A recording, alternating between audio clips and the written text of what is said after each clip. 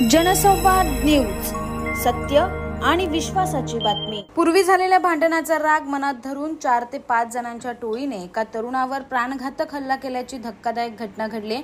आता या हल्ल्याप्रकरणी आरोपी हे फरार झाले। सागर कांबळे असं जखमी झालेल्या तरुणाचं नाव आहे। सागर हा चोपडा येथील रहिवासी असून त्याचे वाद विठ्ठलवाडी येथील गोपाळ समाज वस्तीत राहणाऱ्या काही तरुणांसोबत होते। 2 दिवसापूर्वी सागर हा विठ्ठलवाडी परिसरात काही कामानिमित्त गेला असता 4 ते 5 जणांच्या टोळीने सागरवर प्राणघातक हल्ला केला। यात सागरच्या डोक्याला गंभीर दुखापत झाली असून त्याच्यावर सध्या शासकीय रुग्णालयात उपचार सुरू आहेत। आता या प्रकरणी मध्यवर्ती पोलीस ठाण्यात गुन्हा दाखल करण्यात आला असून पोलीस अधिक तपास करत आहेत। माझं नाव सागर आहे। पूर्ण नाव काय? सागर शादू कांबळे।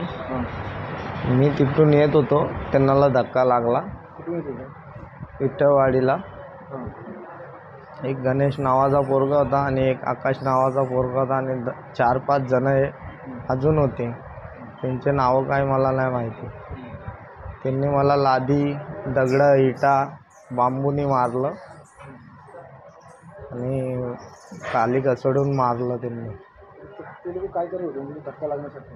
ते तिथं उभे होते, तर थोडं त्याला सॉरी बोललो तरी त्यांनी मारणं चालू केलं मला।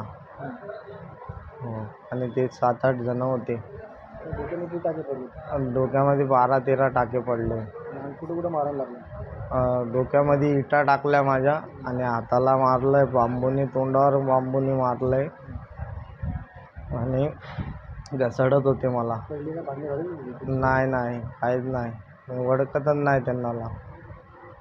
पोलीस कंप्लेंट केली का? हो केली, अजून काही सांगितलं नाही।